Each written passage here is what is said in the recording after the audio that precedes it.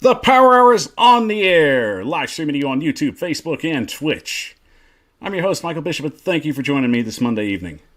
We've got a jam-packed show for you, but first, we've got a guest on the show. Let's bring it up from Let's Tighten Up podcast and bring in our guest today, P. Shark. Welcome to the show, P. Shark. So what's up? How's it going? Doing good, buddy. Thanks for being on the show tonight.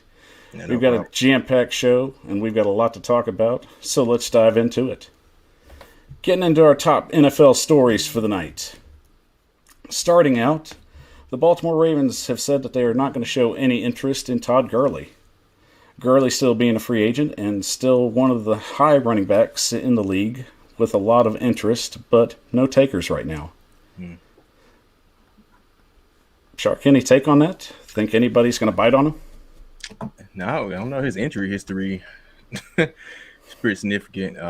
He didn't really do much in Atlanta last year, so I think he'll get picked up, but I don't even think Le'Veon Bell is getting picked up, so I don't.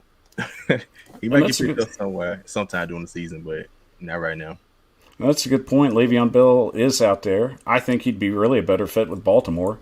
Yep. His running style definitely seems to fit more, and especially in a division where he knows the Steelers. Exactly. That'd be a good interest piece right there if it goes somewhere.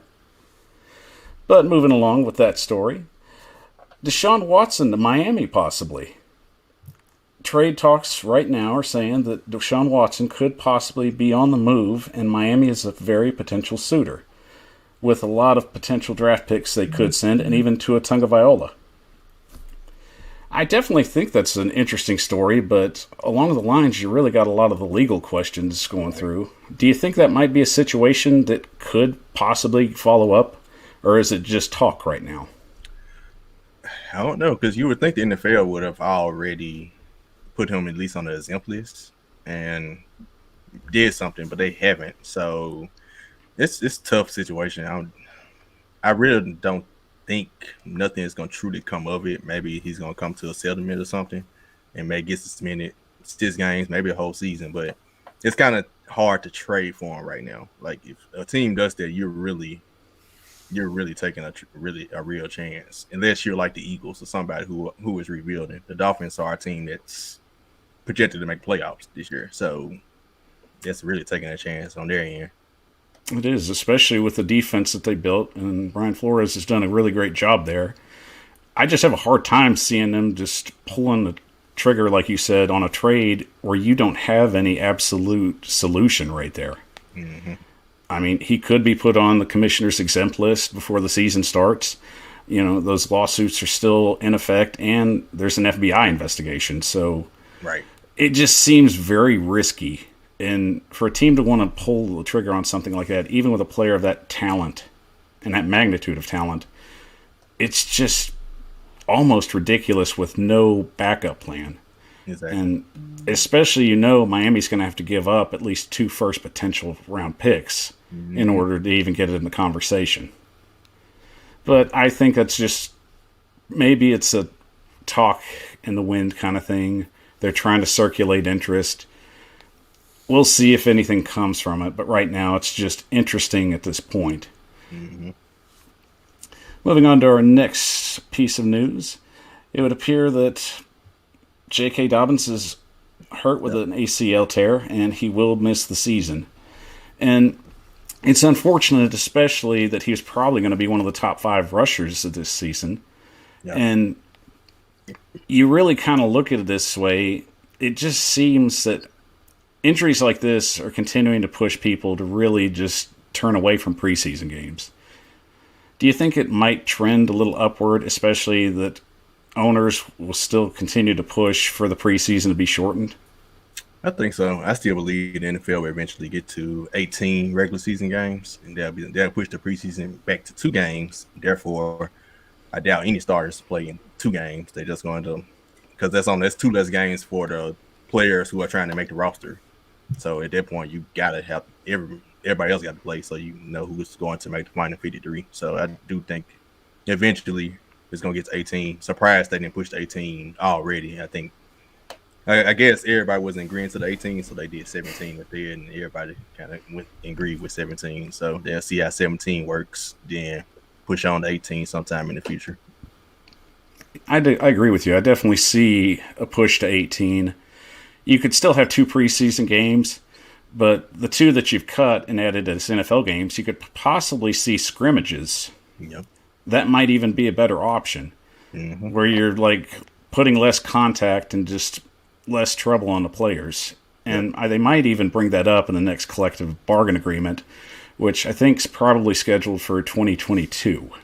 So I definitely feel that it's the best situation going forward, and it kind of evens the playing field out, because I know the 17-game season is just going to be weird, having 9 home games and then 8 away games, or vice versa. The NFL has been good at keeping balance, and I think that's what they're going to try and continue to do. But it's unfortunate about Dobbins. I hope he's able to recover and get better for next year. And hopefully the Ravens will have a plan B, but we'll just see what happens as that goes along. Yeah. Next up on our list, T.Y. Hilton is out for possibly a month, where it's said that he's possibly had an upper back or maybe a neck injury. And also adding to that, Carson Wentz has been added to the COVID list. And it just seems like the Colts just keep getting hit with this string of bad luck. I don't wish anything on anybody's team. I'm not going to be that guy. But it's crazy how much bad luck the Colts have had, and the season hasn't even started. Do you think there's going to be any light of the tunnel for them?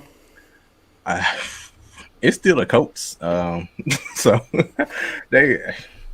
I don't know. They're going to find a way to do something. They're going to find a way to be at least serviceable. I think Carson Wentz and Quentin Nelson coming back from their injury. Hopefully they didn't come back too soon. Because hypothetically, as a competitor, I would like the Titans to play the Colts at full strength.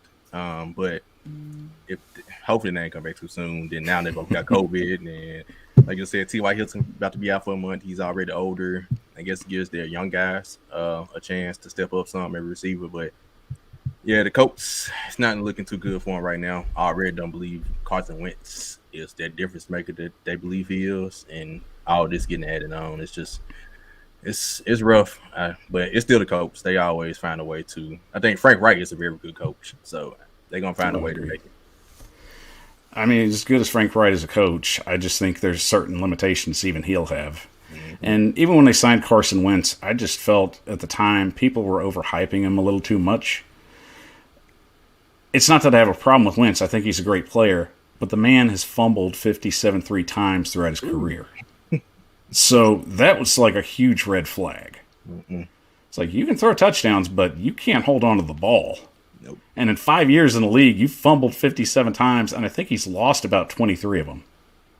So you really just are kind of worried if you're any kind of offensive coordinator, if your quarterback can't even get a handle on the ball.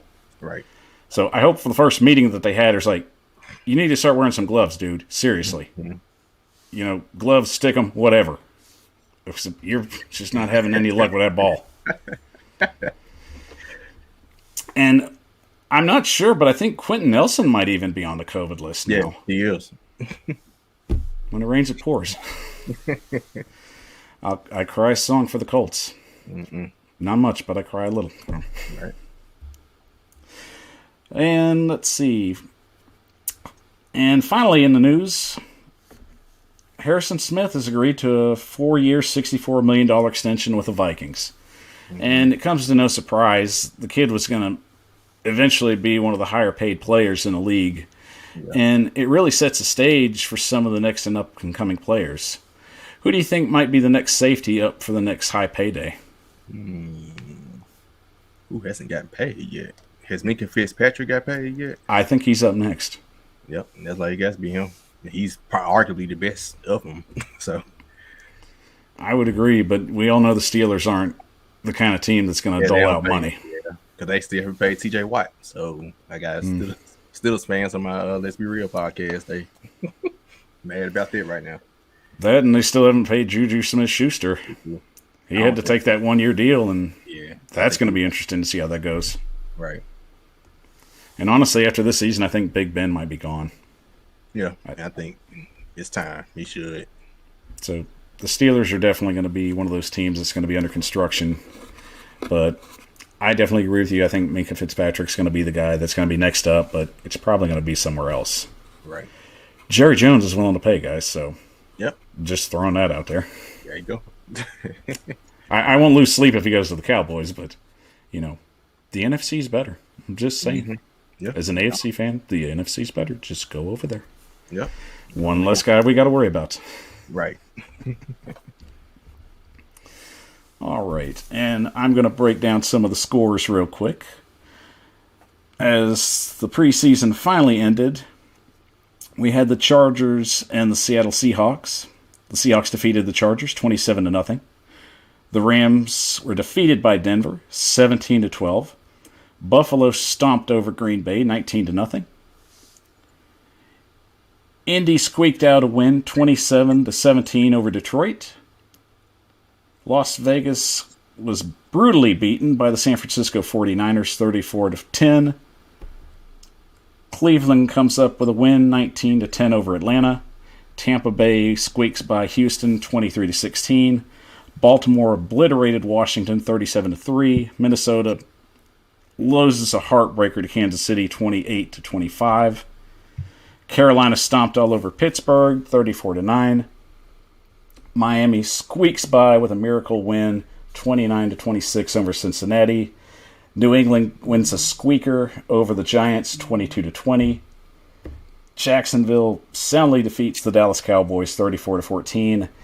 And we had a 31 tie with the Jets and the Philadelphia Eagles, which I saw the end of that game, and I got to admit, for a game that was for nothing, that was pretty entertaining. Did they get like a Hail Mary or something? They got a Hail Mary pass, and then they converted the 2-point conversion. Yep. So I was like, I guess for the Jets, that's good. You got some momentum going. Mm-hmm. We'll just see if that goes in the regular season. I won't hold my breath, but good luck to you guys. And then, of course, we had our poor Titans getting defeated by the Chicago Bears 27-24. And it's unfortunate, but we'll definitely be breaking that down next. Once again, we're just going to take a quick 30-second break. Then when we come back, we'll be breaking down the Titans and the Bears, who we thought was hot, who we thought was not. I'm Michael Bishop. This is my guest, P. Shark. You're watching the Power Hour, and we'll be back in 30 seconds.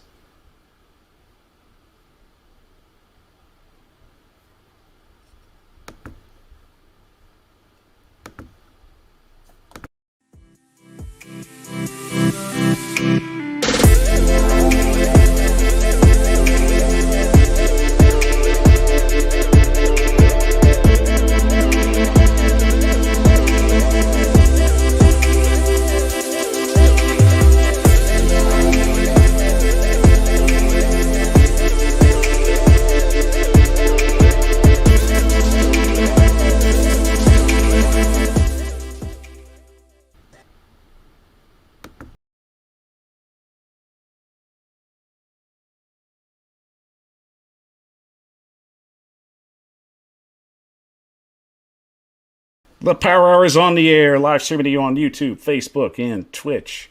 I'm your host, Michael Bishop, and thank you for joining us this Monday evening. I've got my guest with me, P. Shark, from Let's Tighten Up Podcast. Definitely glad to have you in here, Shark. Going to get ready and break down some of these Titan and Bears stats. Let's get to it. So we knew coming in that there was going to be a lot of speculation on where some of these players were going to finish as the night went on. One of the biggest ideas that we wanted to know was who was going to end up with that number 2 slot with a quarterback.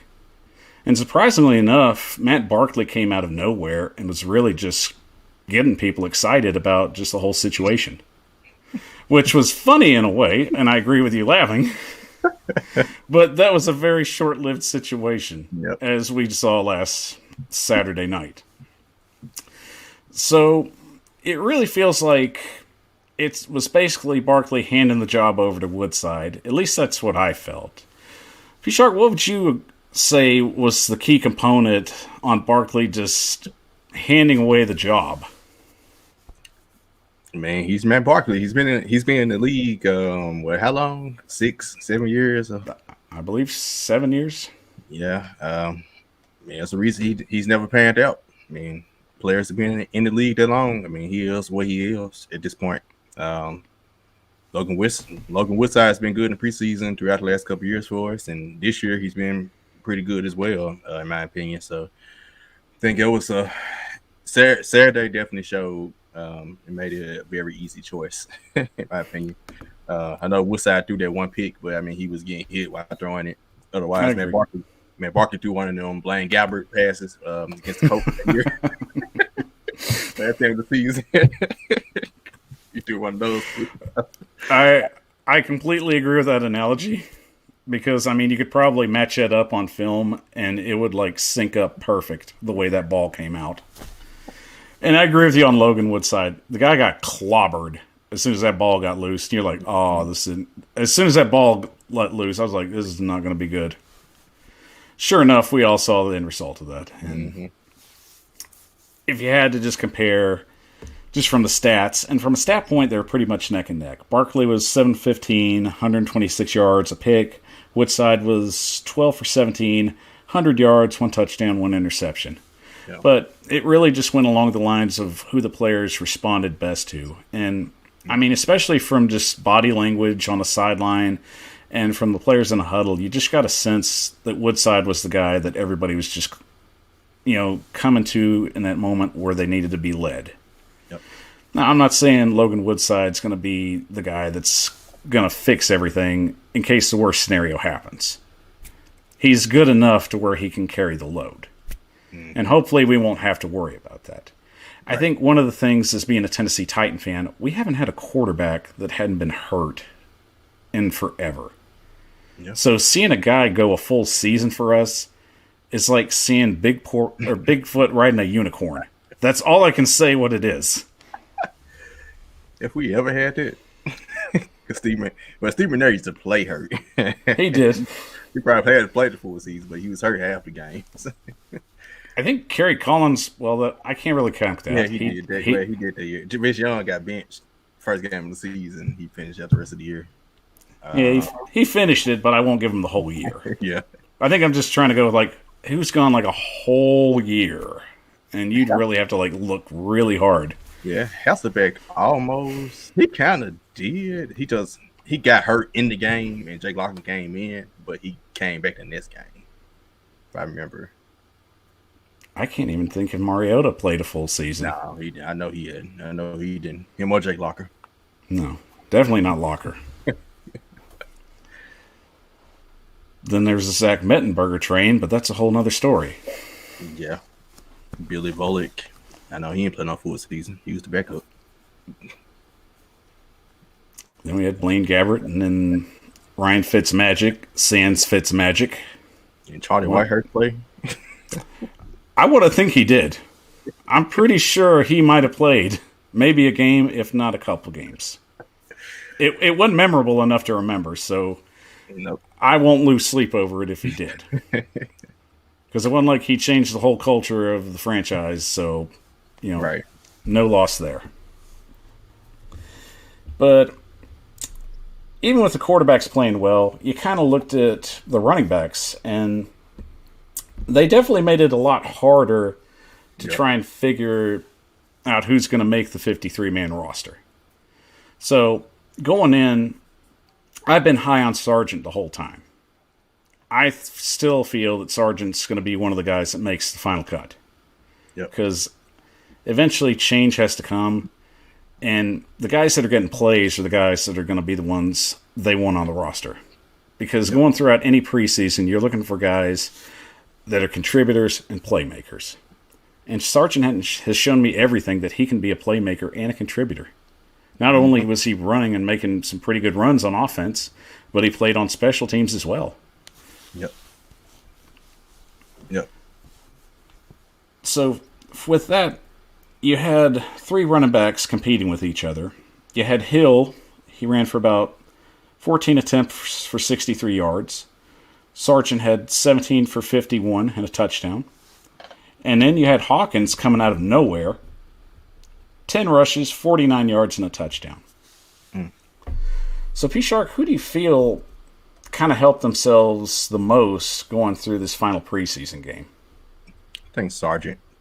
I think the reason why is because he got the start. So he already, to my opinion, he already had the leg up because he's had the belt of preseason of the three up until this point. And then he got the start, and then he might didn't have the best of the three, but he had the good enough where the other three didn't blow him out the water. The other two didn't blow him out the water. They all were pretty much neck and neck with their stats. So him getting that start and him pretty much still making plays that whole first quarter, first half, I think he sealed the deal. And it's just crazy to me where you have some of these main media journalists that are saying he won't make the cut or that he's possibly going to go to the practice squad. And I know people are high on Nichols or McNichols. Yeah. But the problem is he didn't do anything. He's just a good pass protector. And he was hurt most of the time. Mm-hmm. But at the same time, in a Super Bowl year, when you have an opportunity to try and make that run, you want to get as many role players on the team with your stars because that's going to help elevate them. And every game that I've seen Sargent play in since the preseason began, I love his running style. I love his attitude. And he just resembles everything a Mike Vrabel player should be. Mm-hmm. He's tough, he's smart, and he's looking for every opportunity to help move the team forward. Yep. I mean, it's unfortunate with McNichols, and that's just how the way it is in the NFL. Some guys, they're going to get their opportunities, and if they find somebody better, they're going to move on. It's just part of it. I mean, as good as a blocker he is, Sargent actually had some pretty good blocks too. And I'll give a shout out to my buddy No Flags Films. You can check him out at No Flags Films on his Twitter page. And I asked him how Sargent did on blocking. And his quote was, he thought he looked good in the first few games. Unfortunately, he hadn't had a chance to watch this game that we're talking about. But he did notice that he did pick up on a lot of blitz pickups. And for me, I think that's just saying that the Titans are looking for someone younger and fresher. Yep. Who can actually make plays. And like you said, special teams matters a lot as well in this aspect because you need our special teams took a year down last year after we had some pretty good years with our special teams. So I'm pretty sure they are targeting players who can play on special teams as well. And like you said, he's a special teamer as well. So that gives him another leg up. And a lot of coaches, that's basically what they'll tell these younger guys. You know, if you want to get on the defense or the offense, whatever position you're playing, you got to go down through special teams. Mm-hmm. You make plays there, you're going to get noticed, and that's going to elevate you. Yep. And especially in the situation that Evans is in, where he's hurt right now, and we don't even know if he's going to be the number 2 guy. Mm-hmm. So that might even be an opening for Sargent going forward. Yep, because like you said, he gets hurt, so I think he definitely would be number 2. They got him as number 2. I'm pretty sure he will be, but his injury history makes it likely for whoever gets the RB3 spot to get the RB2. And Sargent can definitely catch the ball out of the backfield. I watched a lot of his Iowa Hawkeyes film. The guy's good at getting the ball and just moving down the field. No matter whether he's running or whether he's catching it out of the backfield or on a slant pass, the dude's got legs once he gets out in the open field. Yep. And then, of course, the final discussion coming up. And it's been the biggest battle in training camp that's not a defensive battle. Wide receivers. And isn't it just crazy how much we've talked about wide receivers this year than in the last maybe 4 or 5 years? Last decade, really.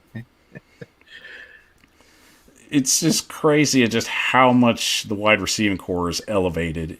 And they're a strength now and not something that's holding us back. Yep. That just really just shows me that J-Rob's done everything he's could to elevate us, especially after what happened with Jonnu Smith and Corey Davis, and everybody was panicking.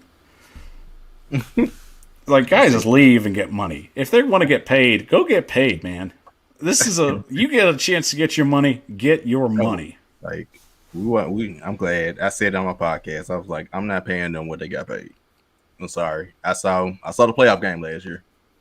Both of them to show up. Like, I'm not paying them for it. I love them both. If they came back, I'd have been happy with them. But Just With that money they got, no. no. Hopefully, the Jets and the Patriots will have fun with them. Yeah. You know, you go make your money. We're trying to like get a Super Bowl in. Mm-hmm. But I think we had the four leading receivers. You had Blasingame with 2 receptions, 56 yards. Batson had 4 receptions, 45 yards, and a touchdown, which was surprising. Yeah. You had Diz with his 1 catch for 28 yards. And Kinsley, of course, a lot of the fans' favorite. 4 catches, 24 yards. So, out of all the leading receivers that we've seen so far, who do you think's made the strongest case for the roster? Based on the preseason games, Mason Kinsey. Based on training camp reports, Marcus Johnson. So I'd love to see that film too. yeah, That sounds like some damn good training camp. I feel like we're missing out. because I haven't seen anything on the actual field. But I don't think that the first 2 preseason games did he play that much, or they just been passing the ball, or I don't. If he has been playing, it's been very under the radar. Yeah, so I don't know if that's a way of saying that he's almost a lock to make the team, and that's why he's not playing much, or was he? I saw he got hurt the last game, so was he working through some type of injury? So I don't know. But based on our eyes, Mason Kinsey, I mean that's obvious choice. Also, Cam Batson, I think he's had 2 touchdowns in the preseason on fade routes at that. Short guy catching fade routes, so yeah, I'd say both of them. Chester Rogers as a punt returner. Definitely has made moves, but yeah, Mason Kinsey, he's a fan favorite for a reason, and he's shown it on the field. Now, how do you feel about NWI? Do you think he's done enough to like try and keep himself on this roster? I haven't really seen much of him. Well, not actually at receiver, but I know his special team. Once again, special teams. I think he'll probably make it based on special teams because now we were hearing about Racing McMahon before preseason started. Since preseason had started, I ain't heard from him no more. Now he's on COVID list. So I was thinking it was going to be between him and NWI for special teams. It sounded like NWI is going to win that battle. So I think he's going to make the roster more so in the special teams role than actually playing at receiver that much. Well, we'll definitely bring some more of that up, especially when we go into the next segment talking about the 53-man roster. So I've definitely got a few thoughts on that, and I'm sure you've definitely got a few thoughts on some other players. So I'll try and keep that in my pocket without giving too much away. I don't want to bore the audience too much about this 53-man roster. They've probably seen enough shows about who's going to get on this roster, and then when it finally comes, most of us are going to be wrong. Yep. So I won't get everybody's hopes up. So, but I think right now in my mind, the 3 people that just shined the most in this game. And I'll start on the bottom and just work my way up. Definitely was Mekhi Sargent. Just once again, shows himself that he's capable of going out there, handling business. The guy just gets out there and makes plays. And there's no doubt in my mind he's going to elevate himself. Next up, I feel Cam Batson put on a good show. I think he's still one of the favorites of Ryan Tannehill. Yeah. And that's going to be one of the bigger selling points, especially trying to keep him on the roster. And he has played on special teams, so I think that's another addition right there. Mm-hmm. So you've got a guy that knows the play system. He knows what he's doing. You have to have some of the experience there. And you really just want guys you're comfortable with. And I think with Batson, he's probably going to be one of the guys that hangs around. And then finally, I got to give credit to John Stretcher, who handled business and handled the coaching responsibilities while Mike Vrabel was basically under house arrest. So I love the fact he was aggressive in the play calling. I love the fact that he challenged twice and wasn't afraid to take a chance. So hopefully that's a trend we'll continue to see as the regular season starts. I'm all for challenges. I'm all for being aggressive. Just hopefully it pays off. Yeah. Definitely need think Mike Vrabel was a little hesitancy with the challenges last year, so we definitely need to challenge some of these calls that we begin done wrong on. Definitely agree. Who do you think stood out for your opinion? I mean, those are the three in my opinion. Sargent for sure. Honestly, I mean, also, although he did have the pick when he was getting hit, Logan Woodside outside of that, to me, he like I said, he had the leadership, he controlled the offense. Seemed like the players gravitated towards him, and other receivers, Cam Batson actually outshined Mason Kinsey in this specific game. But I give Cameron Batson his due. I'd agree.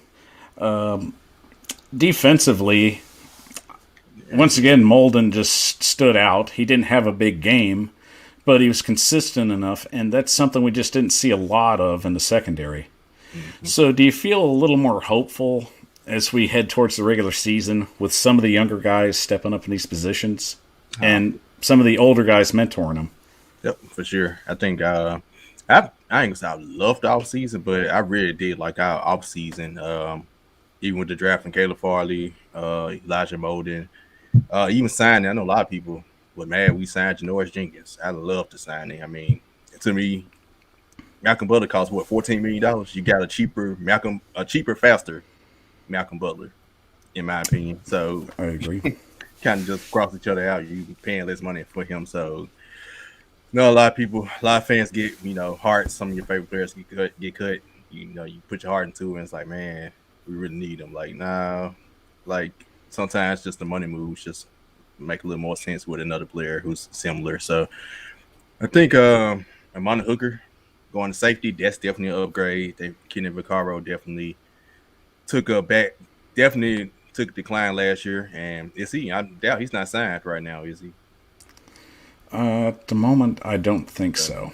Yeah, like that's the reason for that. Jarrell Casey, hate to say it, I love Jarrell Casey. He's not signed right now. We traded him last year. I was mad at that at the time. We traded for a 7th-round pick, and I mean he's not signed for a reason right now. So, got just not a big market for 33-year-olds, right? So, like now a year later, you understand. You look at the moves, you're like, okay, I understand. He's owed $13 million. He was on the decline. You see why? So. I think just now, this offseason, I finally just stood back and say, okay, I'm not going to overreact to any one move. I'm going to just wait it out, see what happens. And here we go. Trusting J-Rob. And I'll give you one stat on Jack Rabbit Jenkins. When he matched up with DeAndre Hopkins the last time they played each other in 2018, I think he was still with the Texans, and Jack Rabbit was with the Giants. Mm-hmm. In that matchup, he held him, I believe it was maybe 3 catches, 86 yards, no touchdowns. Mm. Yeah. So I feel pretty confident going into that Arizona game that he's going to be covering him. Yep. But along the lines, I think a lot of people were upset with the loss, and they really wanted to see, a final 1-minute drive. And I wouldn't mind seeing that, but at the same time, it's like it wasn't worth getting anybody hurt. There's nothing to win over this. It's basically a job interview. Mm-hmm. It's just a really decked out job interview. Yep. And that was a good one. A lot of these guys, it's unfortunate. Some of them you won't ever see put an NFL uniform on, and they've worked their entire career to get to this moment. Right. And it's unfortunate you see it happen that way, but that's just the nature of the business. They knew what they were getting into when they decided to make football their career. Right. And I've always told everybody, football's just something you do for a time, like most players will say. You have to have like something you want to do that you're passionate about for the rest of your life. And I hope for a lot of these guys, they're able to get into something and just find something that they're truly passionate about if football doesn't work out. Mm-hmm. Sure. But it was a good showing for most of those guys, and I'm really excited to see how we'll break down the roster. Speaking of which, let's get a 30-second break in. 30-minute break, yeah, right. Who's coming back after that? We'll get a quick 30-second break in. P Shark and I will break down the 53-man roster, who we think's going to make it, who we think's out, and what's going to happen when Tuesday hits. I'm Michael Bishop of the Power Hour. Back in 30.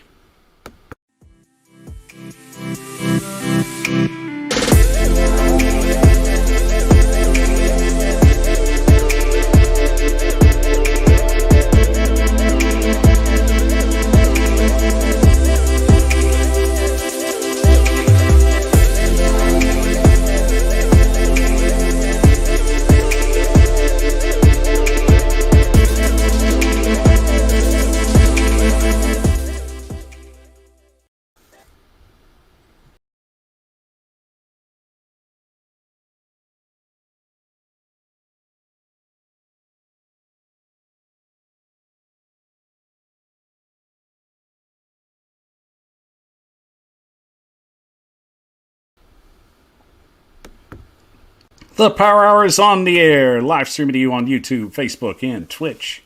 I'm your host, Michael Bishop, and joining me is P Shark from Let's Tighten Up podcast. And we're tearing it down on a Monday evening. Glad you could join us. Jumping into the next segment. Like a lot of shows have been doing this week, I know you're looking at me. I know you're looking at us right now. It's like, oh God, they're going to do a 53-man roster breakdown. Why? Because it's my show, damn it, and we're going to do it.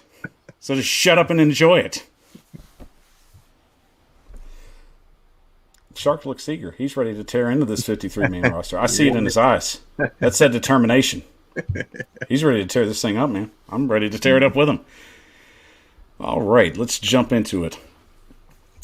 So, every team knows that they've got to do the hardest thing in this job, and that's cut the roster down from 80 men to 53. And they have to do it within the very moment that they walk off the field of the final preseason game. And we've already seen it so far with some of the guys getting cut. John Simon probably being the biggest surprise. And Shark, did you expect this to happen? I honestly thought Simon was going to be one of the backups. Yeah, no, I think every year is always a surprising player or surprising players they get cut. I think the Dolphins just cut the center, Matt Sakura, and that was surprising. So I think every year, it's always a player you think that's going to make it, that you think there's a lock that gets cut. And unfortunate, but that's where we are this time. It is. Everybody knows, especially that is involved in the NFL, that those are going to be the hard decisions, and especially when they're waiting, especially in training camp, for that knock on the door, and basically the monk, as they call him, from some teams' perspectives, that the coach needs to speak to him, bring the playbook. Two things are happening. Well, three things are either happening. One, you're getting cut. Two, you're going to the practice squad. Or three, you made it. Sometimes you don't get any news. You pretty much made it. Mm-hmm. So we already know which 25 players are going to make it. And that's the 11 on defense, the 11 on offense, and your three special teamers. Yep. Pretty much a lock. They're not going to worry about it. We know who's going to be there. So then comes the rest of everybody else. So I'll break it down real quick from each position. And I'll try and do this as entertainingly as I can, because Lord knows we've seen too many of these damn 53-man breakdowns, but that's okay. So from quarterback, we know Tannehill will be the starter, and I believe Woodside has won the job, and there's no surprise about that. Yep, same here. Moving quickly to running back, of course Henry's the starter. Evans will be your number 2. Sargent will be your number 3. Mm-hmm. And then you'll have your fullback at Gainesplan. And everybody's asking, well, who got cut? Well, that's easy. Obviously, Hill is on the IR right now. Mm. And that'll probably be where he stays for the rest of the year. And then, of course, finally you have McNichols, which I think will be one of your cut running backs. Yep. And everybody's probably thinking to themselves, why are you cutting McNichols? He blocked really good last year. This isn't last year. This is this year. And in the NFL, you're only as good as every year that you have. Yep. And in the preseason, that's when you're going to be determined of what you get. McNichols is not a guy that's a key role player. He's just a role player. The difference is he wasn't protected coming into the season. Mm-hmm. So he was going to have to work for what he had. And I know Shark will agree with me on this. This league is going to take the best player no matter what. Yep. And that's all there is to it. And McNichols didn't show anything outside of preseason other than getting injured and just some inconsistency in the first game with the Falcons. It just wasn't enough. Mm-hmm. So there's one of your cuts right there. Then we're going to move to the tight ends. I'll save the receivers for next. Because I know everybody's foaming at the mouth, but I'm going to let it stew a little bit. And from the tight end perspective, a lot of people think that the team's going to carry about 4. Mm. I'm not so sure. I see 3. I'm also with 3. So from my perspective, you're going to have Firkser as your starter. You're going to have Swaim. And I'm going with Stalker. Yep. Because I like a blocking tight end. Mm-hmm. And the man knows the system, and he's done this before, leaving Hudson Forsythe basically out on the street. Mm-hmm. So, what's your take on Firkser? Are you comfortable with him handling a bulk of the load at the tight end position? Do you think he's ready? I think so. I think the trade for Julio did it. I mean, once you have those two top 10, top 5 receivers on the outside and Derrick Henry, number 1 running back in the backfield, it makes your job a whole lot easier as Firkser. But I do think, and I do agree, I'm with you on a 3 tight ends that I think they would keep. But I wouldn't be surprised if they still make a move for a tight end. Because normally, and I heard J-Rob, he was talking on the broadcast Saturday, you see, not only you have your players, you still look at other teams and you watch and see who gets cut from other teams and see who's available trade-wise. So I can still see a move being made, but I do think Firkser is ready. I think there is trade possibilities, but I'll save my trade possibility a little further down the line. I do have an idea, but I won't give it up just yet. Then we're going to break down the wide receivers. And, of course, Julio, AJ, and Reynolds are going to be your 1, 2, and 3. Pretty easy. Then next up, I think you're going to have Chester Rogers. Yep. That's going to be your special teams guy. I think that's what he's going to consist of consistently, and that's his job. Yep. He hadn't shown me anything where he needs to be on anything but special teams. Mm-hmm. I'm willing to give Johnson a chance. He's been raved about, but I haven't seen it. And that's a little hard from my perspective. Yeah. But I'm willing to give him a chance right there. Batson, to me, I think, did enough to move the line and get himself locked in. He knows the system. I think Tannehill's very comfortable with him, and he's made some plays in the past. And I know I've said some things in the past doesn't matter, but for the fact that Cam Batson knows the system, that helps his cause a lot more. And the quarterback has to be comfortable to have kind of a check down guy. And I've always felt Batson has always been that guy that can kind of just step in and make a play if he needs to make a play. And I'm more than willing to give him a chance to just try and shine on a bigger stage. Mm-hmm. So that leaves one more position for wide receiver, and everybody's probably wondering who will be it. Is it going to be NWI? Is it going to be Kinsley? It's Kinsley. I mean, who else is it going to be? Mm-hmm. And anyone thinking that he's going to end up on the practice squad, it's ridiculous. Kinsley has been the consistent receiver leading the Tennessee Titans. And there's a reason why he's been getting plays. It's because he's doing his job. Yep. And that's what matters now. They need guys that are going to go out there and be playmakers. They need guys to be consistent on a day in and day out basis. Des Fitzpatrick isn't going to get cut, but he's going to the practice squad. He's raw. And I think that's his biggest problem right now. They've invested in him. And I know people don't want to see a fourth-round pick get cut, because that's basically like throwing money away. But here's my thing about that. How many first-round picks are going to make it through the end of the year? Thank you. Exactly. Right. And I'm glad we agree on this. People need to understand this is like the cylinder year for a lot of these players. Year one's basically going to be the colander they fall in, and the colander's going to shake. Whatever's left is going to be there for next year, maybe not there the other year. Mm-hmm. The NFL moves along. About 75% of the players that get drafted 3 years that they've been in the league are gone. Yep. Doesn't matter what round, they're gone. I'll tell you right now, go on any NFL draft in the last 2 years and look up the first round players. I guarantee you, you're probably going to find no more than maybe 3 or 4 guys that are still on a roster somewhere. Thank you. Speaking truth. See so many fans complain. And that's understandable. I mean, they see it from a perspective of where they want to win now, and it's understandable.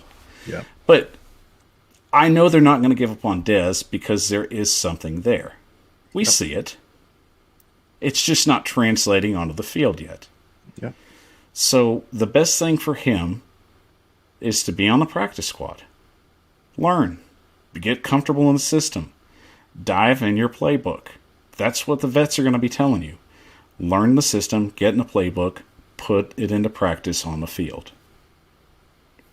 Some guys take a little longer to develop. Derrick Henry didn't explode on the scene. It took him time. Mm-hmm.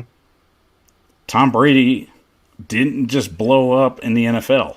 He was behind Drew Bledsoe for a year. And then when he got injured in his second year, that's when he blew up. Mm-hmm. Not everybody just runs out of the gate and is an NFL star. Yep. I think Des Fitzpatrick has that ability to be a star, but he needs to develop himself and take his time and get right. Exactly. Oh, that receiver thing took a lot out of me. Too much receiver talk. Mm-hmm. But it's kind of fun. I don't think it's been a long time since we've actually had talked about good receivers on our team. Right. So I'll take that as a win. Mm-hmm. And moving forward, our offensive line, I've got 9 guys. And you've got to have at least 8 or 9 guys in the NFL to kind of move around. Because there's so much inconsistency, and you never know what's going to happen, especially on our end last year. So I've got Lewan, Scaffold, Jones, Davis, and Quisenberry will be starting at right tackle. Then as your reserves, you got Sambrello, Lamb, Brewer, and Radness will eventually probably get time in at guard, which I think that's fine. Mm-hmm. I see his situation kind of like what Davis's was. I think if you give him time, let him get his feet a little more develop the technique, I'd say they'd probably sneak him in maybe about mid-season. Mm-hmm. So there's talent there. It's just finding the right fit to where he'll go. Yeah. As far as the right tackle position, I know it's scary, and I know, especially with Dennis Kelly not being that safety blanket anymore, there's a lot of questions that are going to need to be answered. But we'll see how that goes. Yeah. And then, of course,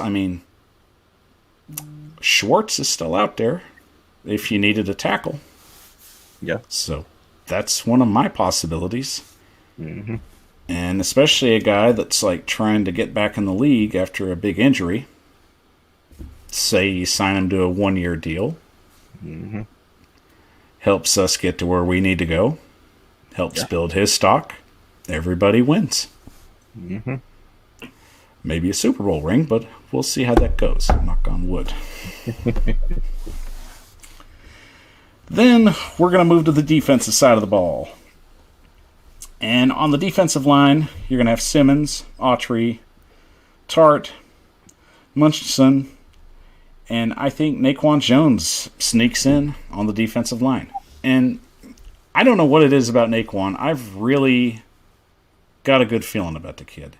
Mm-hmm. I've seen some highlights of him, and I've watched some of his film, and it's like raw Play-Doh. You kind of want to mold it and see what it'll be, but you know it's just fun to just watch grow. Yeah.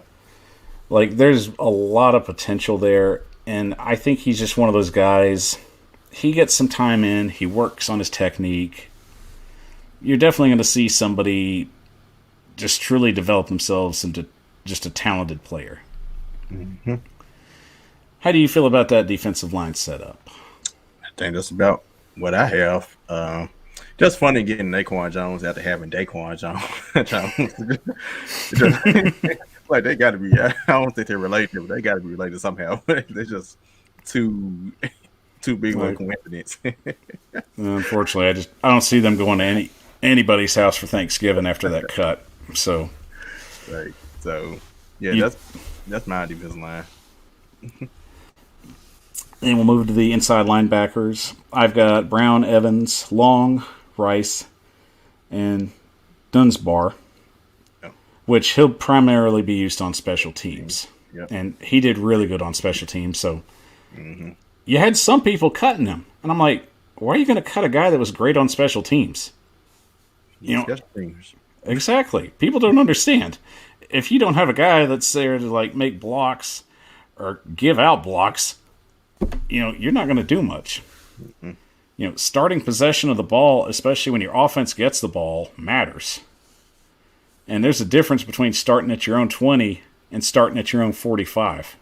Mm-hmm. And I don't know. Just people just think special teams aren't that important. Like, I'm sorry they don't run the ball back anymore. That was a fun era, but it just doesn't happen anymore.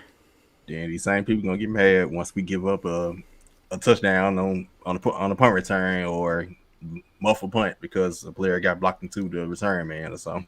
Oh, that made me cringe. I felt that in my spine. I just rethought that. I was like, oh no, not that. No players. It was my guy who took the knee for the safety in the end zone. The first game of the season. Reynard there. Oh man. That was rough. That was rough. I feel that knee in the end zone too. The cringe is real.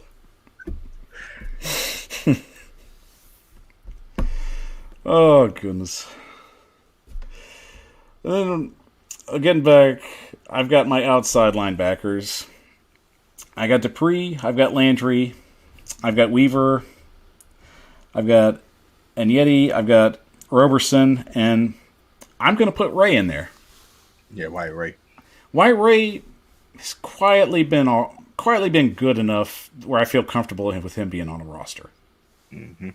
And I know some people think he's about above average, and that's fine. You don't have to have him be a lights out kind of guy. Number 6 edge rusher. Yeah, I'm not too worried about him. More likely, he's probably going to play special teams, and he's probably going to come in on downs for some guys to catch your breath. Mm-hmm. Maybe on long situations. That'd be fine. You know, if it's like 3rd and 15, as long as we get them off the field, I'm fine with them being on there. Mm-hmm. No worries.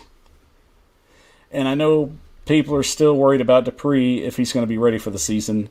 He jumped on the sidelines there today. He in full uniform. So you definitely feel he's ready? No worries? He's playing. He was dressed out full uniform, jumping on the sideline, sitting in the brain with no knee brace on. So you wouldn't put him like on a pitch count? Well, he probably have. I can see that. I mean, he probably have that, but ID linemen need to be on pitch counts, period. All of them. Harold Landry playing 99 snaps, 99% of snaps and stuff. They all need to be rotated in and out in some form or fashion anyway. Yeah, I would definitely want to keep Dupree in on 1st and 2nd downs. I mean, if we can pull them off on the third down, at least to the point where you feel comfortable enough for your corners to just kind of just put the game in their hands. Yep. They can just go out, they make the plays, and get them off to fourth down. That's all you have to do. Mm-hmm.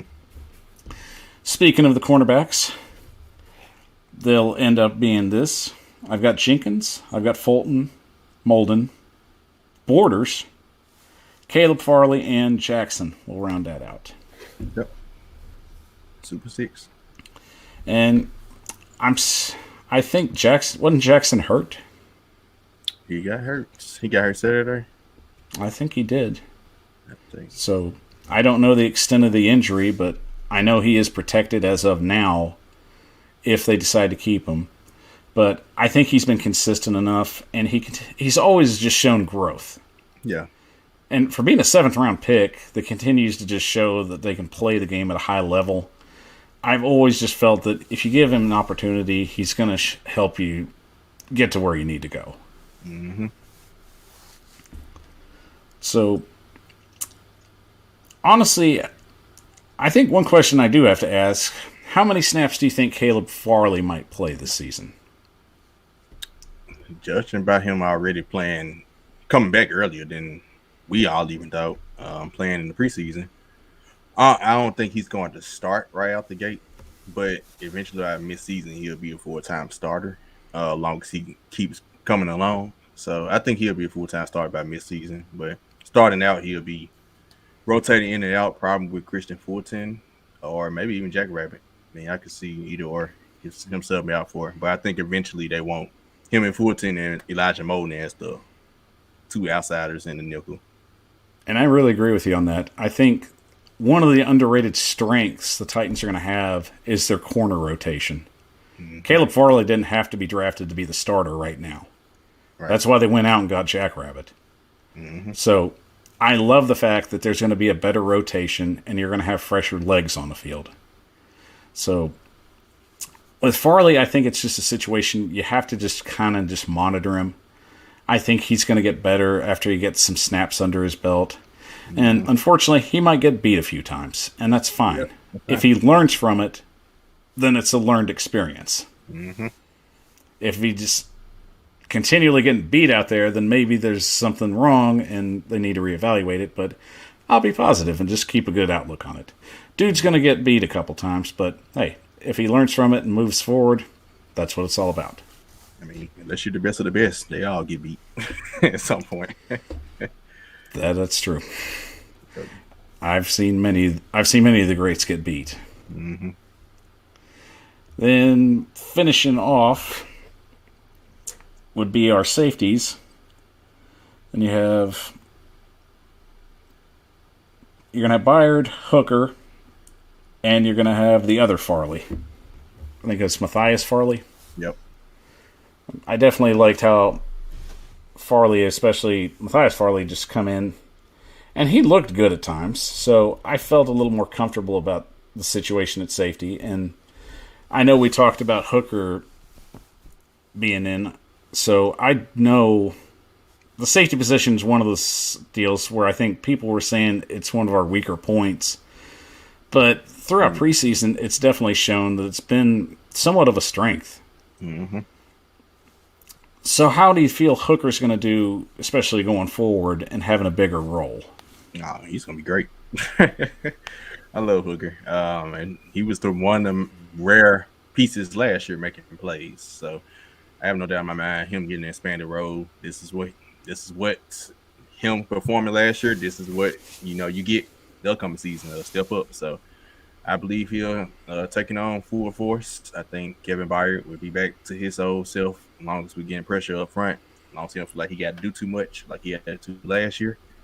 And I just think the rotation as well. I hope is Cruikshank hurt again?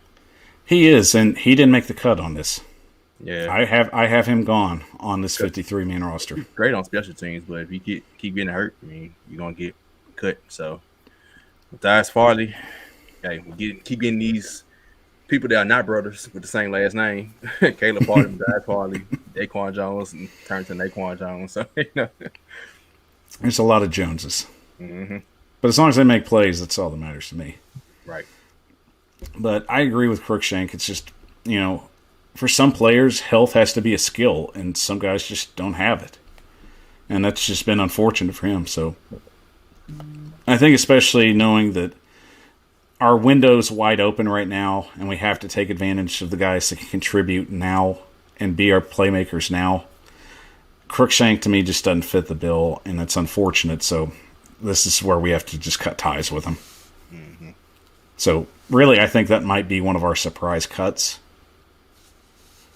But there might be an even more surprising one. I have a lot of people, especially making predictions that Reynolds might get cut. I was about when you mentioned your wide receivers, I was like, Josh Reynolds. That could be. It's really possible. I mean, especially where he hadn't really shown up in camp, and there's just been talk of an Achilles injury. That definitely makes you a little nervous. You know what's crazy? Chris Sanders, former Titans, Oilers. Chris Sanders, he said it was this summer. I want to say back in June, because he joins Teron Davenport's show almost every week. He said this back after the Julio trade.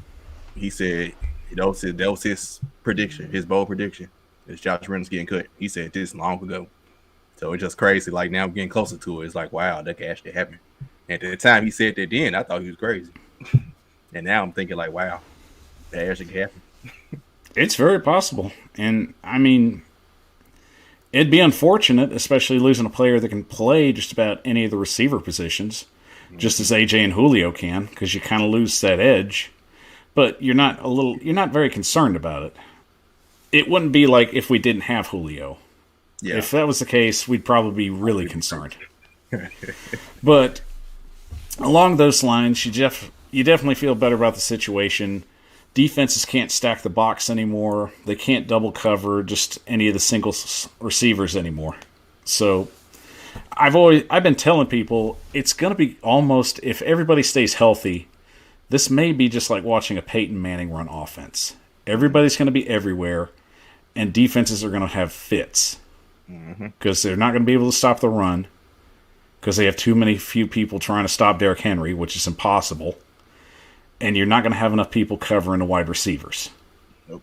Because Julio's too elusive, AJ's too elusive, and if Reynolds can stay healthy and stays here, he can break loose a little. Yep. His film was pretty good. Mm-hmm.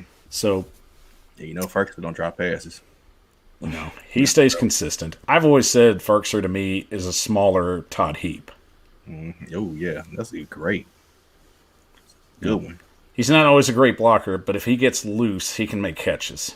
Mm-hmm. And then finishing out on this, of course, we have our punter, Brett Kern. Long snapper will be Brian Cox, and our kicker will be Ficken. Sam Ficken. And it was crazy just how the kicking situation just flipped over in a hurry. It seemed like 3 weeks ago, people were panicking. It's about 3 or 4 weeks ago, people were panicking. Like, what are we going to do? Is Duskowski going to be back? Are we going to have somebody consistent enough to handle the kicking responsibilities? Oh, no, they cut the kid from Ohio State. Oh, no, Tucker McCann got hurt. We hired a kicker named Ficken. Great last name. He's done nothing but just been impressive since he's gotten to camp. Mm-hmm. And I think throughout the preseason, he had that long field goal of 58 yards before the half. Mm-hmm. And I believe throughout practice, I think there was a stat that said he hit 60, 67 extra points throughout the practice. And that's good. That's good in my book. Mm-hmm. People don't realize there's no such thing as a perfect kicking record. Guys are going to miss. Yep. That's inevitable. If they miss and they don't learn from it, that's where it becomes a problem. Right. And hopefully this is a situation we won't have to worry about going forward. Yeah. How do you feel about it? I feel pretty good. I mean, he's kicked well. I'm glad he did well, but I wasn't opposed to bringing Gostowski back. I think I said on my show, you rush players back from injury. We did that Ryan Suckup, for instance. Like, we rushed him back, or he may have rushed himself back, right? And he struggled when he got back. Put him back out IR, cut him. Look at him now. He got healthy in Tampa Bay. I don't think I see him miss a field goal again. Gostowski last year, he was coming off a hamstring injury. So, of course, he struggled starting out. He recovered from hamstring injury. He got to go on some. He got better as the season went along. He made all 50 yarders. He missed everything inside of 50, which was kind of crazy. But at some point, I was just saying, just hire a short kicker to kick things out of 50 and break them off, put out long ones. But I wasn't opposed to that if they didn't figure it out. But they have figured it out. Thanks, Sam Ficken. Then he was. I mean, looking at his kicking stats before we signed him, he wasn't bad. So I was fine with it. I still wonder whatever happened to Greg Joseph, because they just let him just go by the wayside for nothing. It's hard to say. I mean, you just kind of just let the guy go and just see if he improves. And that was Gostowski's deal last year. Mm-hmm. They knew they had to ride with him, because if they just cut the rug from under him, I felt it was going to be bigger problems. Confidence gets lost, and when kickers lose their confidence, then they just start getting worse. Yep. So it was one of those situations they had to ride with him. But I feel this is one of our strengths now. I think if Ficken just keeps doing what he does, and if he can stay consistent, then we probably got our kicker for the next maybe 10 or 12 years, hopefully. Mm-hmm. You hope to keep the guy for 10 or 12 years. Right. But we'll see how that goes. I definitely feel a little better than I did 4 weeks ago. Mm-hmm. I think we all do. And that's just a damn good last name, too. I just feel like there better be some kickin' fickin' merchandise. I think one of my favorite sayings right now is Nashville hot fickin'. I'm like, why is this not a shirt yet? Make the fickin' kick. It's fickin' good. Fickin' looking good. This folks. That's my fickin' kicker. Oh, goodness. Well, all right. Let's take a quick 30-second break. And when I come back, an ode to Chris Johnson. All of us love him as CJ3 or CJ2K. Give the man some love. And that's what we'll do. We'll be back in 30. This is The Power. I'm your host, Michael Bishop.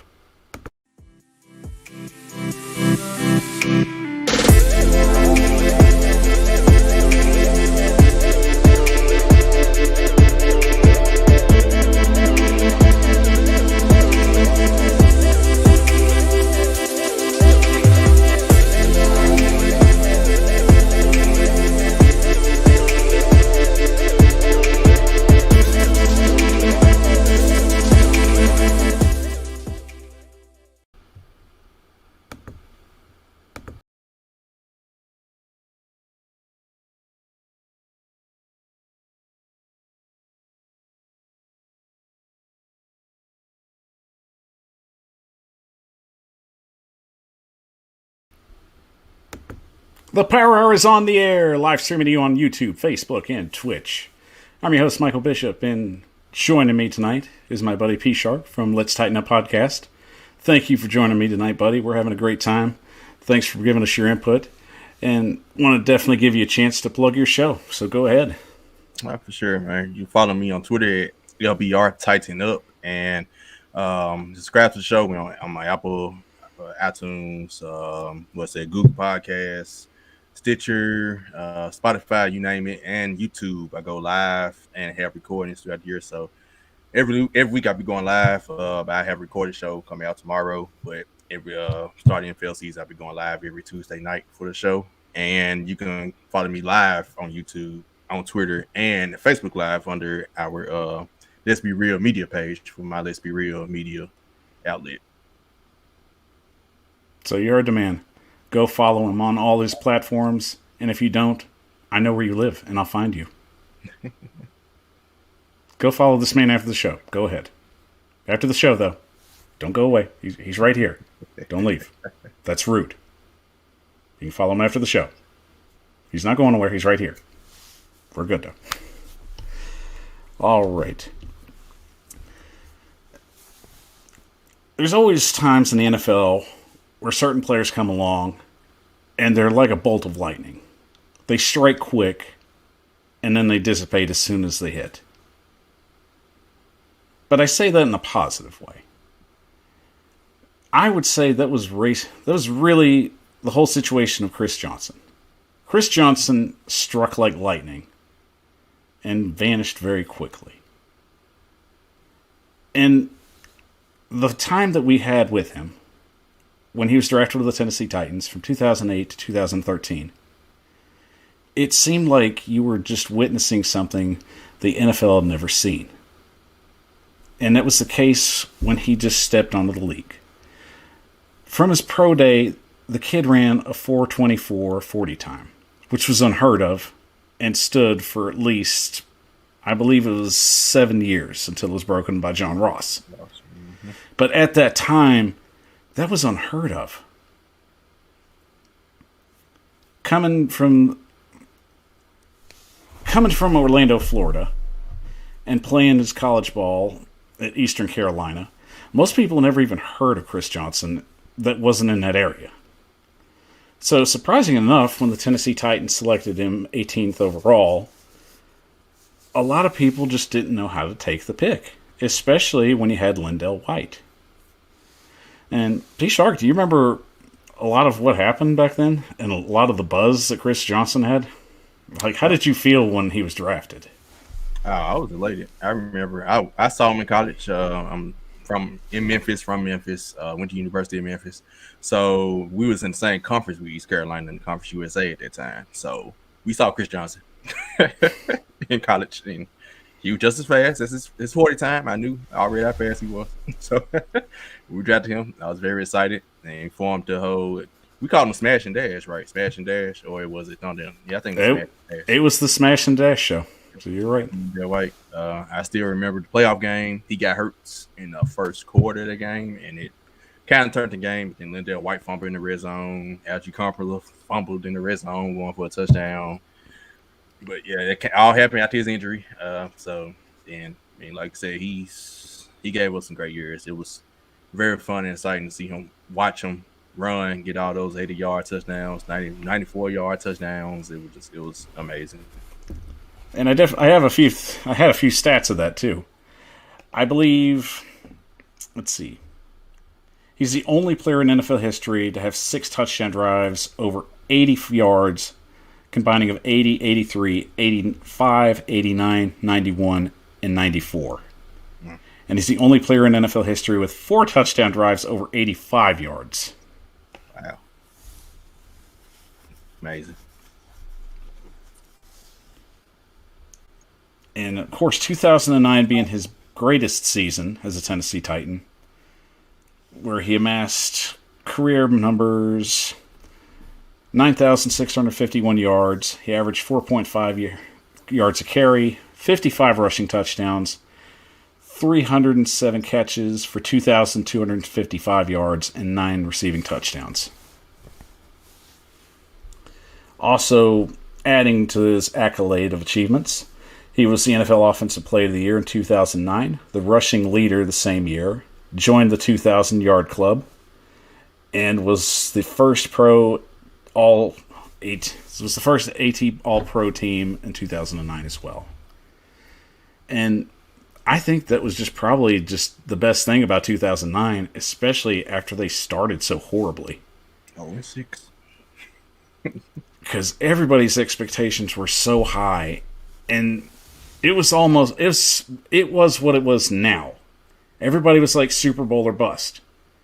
Kerry Collins was coming back. Everybody was excited. Even with the loss of Albert Haynesworth, people were confident enough that this team was good enough to get to the Super Bowl. Mm-hmm. And it's just like the wheels fell off. And even through all that, we still managed to see an amazing season just put together. Probably one of the quickest running backs ever to play the game. Mm-hmm. So, even after everything was said and done with his career, and he played 9 years in the league, he left the Titans, I believe, in 2013, played a year with the Jets, and finished 3 years with the Cardinals. So, I think one of the biggest questions we ask, and I know this debate will come up, especially as years go by. Do you feel that he should start getting some Hall of Fame recognition as years start to pass? That's tough. I have to look. I would probably have to do some true research to see. Do you say he had like 9,000 yards for his career? It was 9,651 yards total. Yeah, I have to see some research on players. How like the average running back, how many, when they enter the Hall of Fame, how many yards, touchdowns they have. But just off of my initial reaction would be probably no, only because it was so short-lived. He had 3 or 4 great years, and the rest were like, because I know after he signed that contract, he really went out. He really went downhill, and it was just like. I agree, and that was the unfortunate part. But I will throw a few more. I will throw a few more numbers just to help his cause. Because anybody that's usually up for a Hall of Fame discussion, I try and bring a little ammo to the fight, Mm-hmm. And from all the NFL records that he holds right now as a player, he's the only player in NFL history with a touchdown of 50 yards, 60 yards, and 90 yards in one game. One a 57-yard rush, a 69-yard reception, and a 91-yard touchdown Week 2 against the Texans in 2009. He has the most scrimmage yards in one single season with 2,509 yards, the most total scrimmage yards in a month, 968, which was in November of 2009. The only player in NFL history with, well, I've already read these two, so I'll move down to the next ones. He's the first player in NFL history with 6 games consecutively of 125 rushing yards and a 5-point-plus yard per carry average, which broke Jim Brown's single-season record set in 1958 of 5. He's the first player in NFL history with at least 1,900 rushing yards and 400 receiving yards in the same season. The first player in NFL history with at least 9,000 rushing yards and 50 receptions in the same season. And he's one of 2 players to have 2,000 rushing yards in a season, but under 10,000 in a career. The other is Terrell Davis, which Terrell Davis is in the Hall of Fame. Right. So, to me, those numbers put up a solid argument. Yeah. Of someone who came in quickly in the league and just dissipated. Which I said, it's unfortunate how it happened. But sometimes I have to look at it from this perspective. And usually this kind of comes into play when talking about players that are on the bubble to try and get in the Hall. Were they discussed enough in the time enough where they were in the league? Yeah. And I think Chris Johnson was. Yeah. Because when he stepped in, and even after his first year, he was already in commercials. Mm-hmm. He was already being talked about on national media. He was talked about on all the networks. He was talked about as possibly being the next Terrell Davis. And it just happened so quick, I just think people forgot about it. Mm-hmm. So, I guess the biggest question I have to pose is, with all those stats that I just gave out, does that help the argument a little, or would it have to, build up as time goes on? It's tough. I would say it does a little. I think the only problem from the stats was most of it was, if most and not all were in the same year. Almost every stat you said was 2009. Yeah, I think just when there, it's like, all right, we do 2010, we do 2011. It's like, that's what it really hurts. It's like, dang, it's all like that year, 1 year. Like, it's like, we need Cut West. And, there are other players like Calvin Johnson. He had 10 years in career. Barry Sanders, 10 years. So, the arguments, I just like I said, that's why I got to do more research and just compare his stats totality to some other players who had shorter careers like him and who are in the Hall of Fame, like the Terrell Davis, and just see. I know running back, it shouldn't hurt you much, but Terrell Davis and 2 Super Bowls might help him, might help him as well. The Super Bowls. Yeah, definitely the Super Bowls. Right. And Chris Johnson only made the playoffs his rookie year with the Titans at least. I can't remember. I doubt he made it with the Cardinals or the Jets. He may have made the playoffs with the Jets that year with the Jets because I think they were making the playoffs with Rick Ryan. around the time, maybe. I'm not. I can't remember right now, but a running back, it's hard to kind of knock a running back for that. Like that's still NFL's team. Like it's so hard to knock a running back for your team not making the playoffs or win the Super Bowls. It is, but I also just see it as a situation where there's lots of players in the league that didn't make the playoffs or never even had a playoff opportunity, and there are some guys in the Hall of Fame. Yeah, Joe Thomas. So I just feel it's a situation. I think as years pass, I think those stats are going to get a little more solid, especially if they hold up. Yeah. Especially the Jim Brown record that he broke. Probably that held for like almost 50 years. Yeah. So that definitely is going to get attention, especially if these records continue to hold weight and no one's able to touch them. And in an era of passing where the quarterbacks are basically making all the records now, it just seems like... What y'all say? Let's Derrick Henry break it. That might be true. On the person can. But especially in the sense of you have a player that did this and these records hold, I think they just get a little more noticeable. And especially people that vote on these, they're like, wow. Like, it's like 20 or 30 years since this got set and no one's touching it. Mm-hmm. Like, Eric Dickerson's single season record has been on the line the last couple of years. And it's held for almost 35 years. And the fact that it could be broken this year, that just shows just how hard it is in this league now to run. But I think the Hall of Fame discussion might be for another day. It's just great that we had an opportunity to have a player of that caliber, and just was that fun to watch. Yeah. It had been throughout just a decade of just so much inconsistency and just so much bull from the Russ and Webster era. It was nice to see one good thing. Mm-hmm. And even if it didn't last all the way through that decade, it's definitely one of the more memorable ones. So I definitely feel eventually those talks will probably get a little more solid. Yeah. And we'll just see as time goes. Yeah. And also, I guess nothing that does help him. Running backs' careers are short-lived anyway.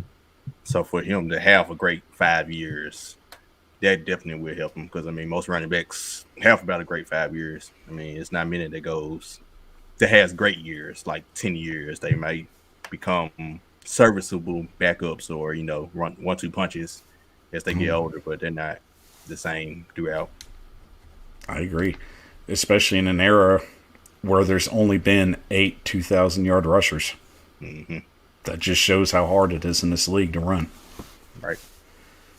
All right, guys, we're going to take a quick 30-second break, and when we come back, we'll get this show wrapped up with the 3 questions we both think is going to be the hot topics of the NFL season.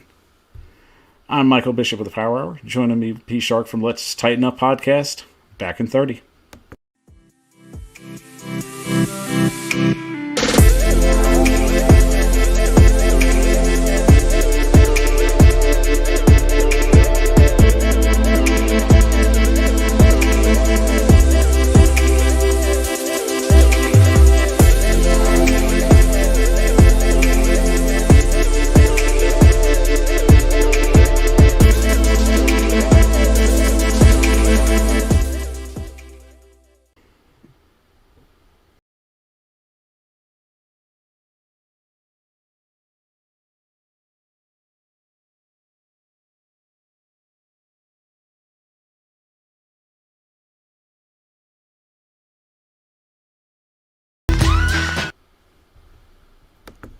The Power Hour is on the air, live streaming to you on YouTube, Facebook, and Twitch.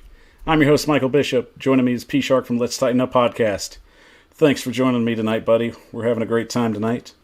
Been a great show. And now we're going to wrap this thing up in a pretty little bow. And here we go. 3 questions each that I will ask. What is going to be the biggest stories as the NFL season goes? I'll have 3. you have 3. And you being the guest, I'll let you go first.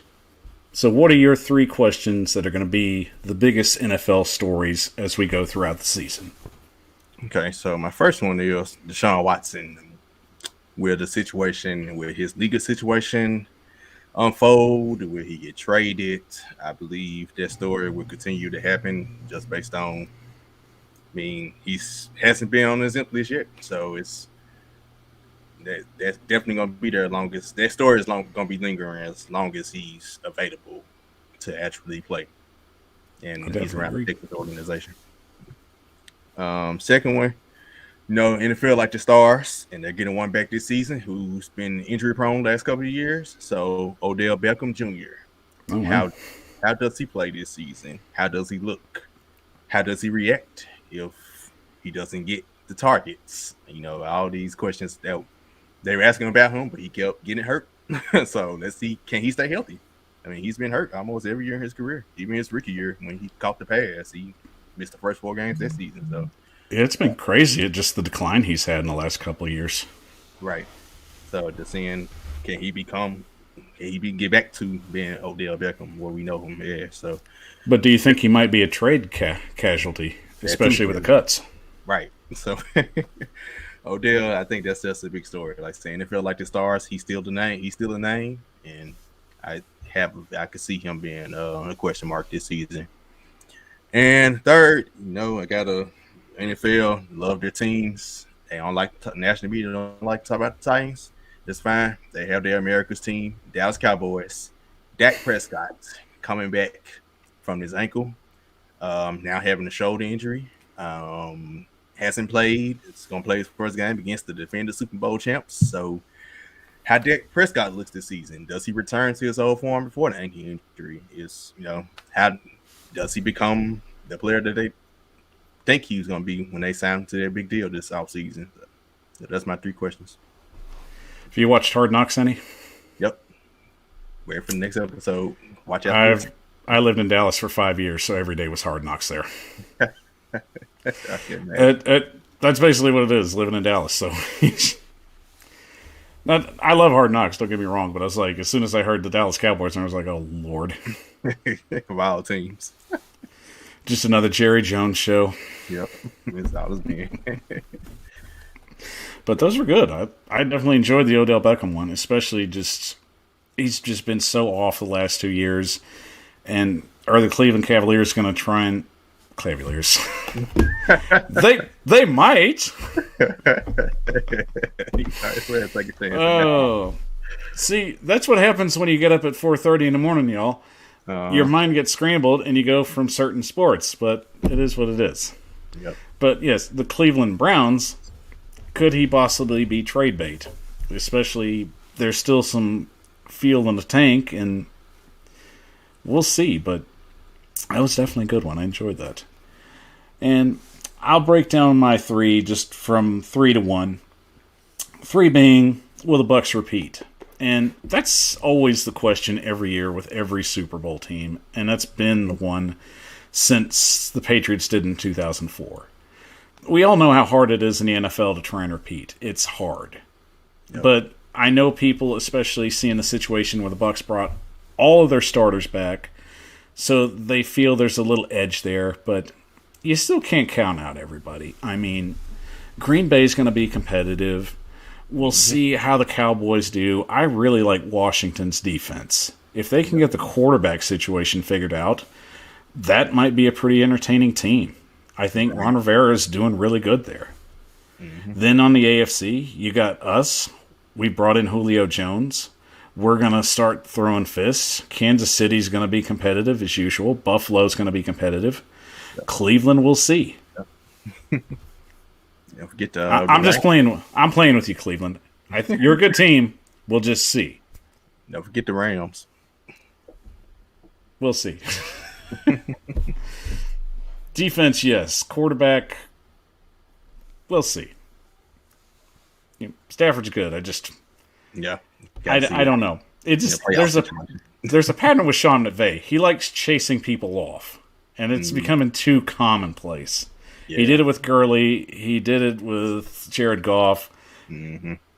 I'm terrified for Aaron Donald. If y'all are like, y'all better like look after Aaron Donald or Jalen Ramsey. So keep an eye on those guys.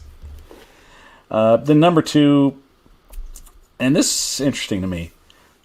With the extra 17th game, you have the opportunity of seeing some of these long-time records being broken. And they consist of the most passing yards and the most passing touchdowns, which were 55 and 5,477 yards, both held by Peyton Manning. Then you've got Eric Dickerson's 2,105 rushing yards. You have the 1,964 receiving yards from Megatron. The 22.5 sacks put up by Michael Strahan in 2001. And really, I'm just curious to see if anybody's going to break some of those. I love the fact that the 17 game puts that into play. Mm-hmm. Especially last year, Derrick Henry getting really close. Maybe, I think it was like literally maybe about 90 or 80 yards. If he would have had another game, that would have been broke. Mm-hmm. No question. But then you've got everybody gunning for the passing yards, the touchdowns. I think those are very viable. And even Aaron Donald has a chance to break the sack record. Mm-hmm. They've got a pretty good schedule that kind of favors them. So that's another one to watch, and I think it'll be entertaining. One of those records will be broken. So the question is, we'll just see which one it is. It definitely adds a bigger dynamic as the season moves along. Yep. And the number one question, and the one thing the NFL's going to be, the one thing that's going to be the thorn in the NFL side, and it's unfortunate, but it's part of it, can the NFL keep COVID at bay, especially with fans coming back in the stadiums? And I don't want to spend all this time talking about COVID. Nobody wants to. But it's just something we're dealing with, and it's just something we're hoping to be over with soon. Mm-hmm. But it is what it is. All we can do is just try to protect ourselves and our loved ones from this thing. And it sucks. You know, it's taken away, the things that we enjoy. It's taken away time from us, and it's even taken away loved ones from others. And that's the hardest thing. It's that we want to get back to normal. And normalcy is what we're striving for, especially after a year that was far from. Mm. But I just want the fans to be safe. I want the players and the coaches to be safe. And whatever the NFL feels they have to do to keep them safe, I hope they do it with the best intentions and just the strongest will to try and do the right thing. That we have to do this together. It's something that's not just going to magically go away. That's just not how these things work. And it's going to be something that I hope doesn't become news, especially with fans coming in. Now, I'll give baseball and I'll give basketball props. They found a way to keep people safe and to keep this from spreading. And that was one of my biggest worries, especially with people that were unvaccinated. Yeah. And even with vaccinated people, it's becoming a problem. Mm-hmm. But the thing is, it's just trying to find some way where everybody can go to a game and leave safely. Yep. And that's what the NFL is going to have to do. And especially coming from a Titans perspective on this. We're already going through another breakout. Yeah. And nobody wanted this. Right. And it's tough enough as it is. And we're really just going to have to do our best to try and just do what we can to help this thing. I know it's hard to say these things, and it's hard to talk about COVID because it sucks. But it is what it is.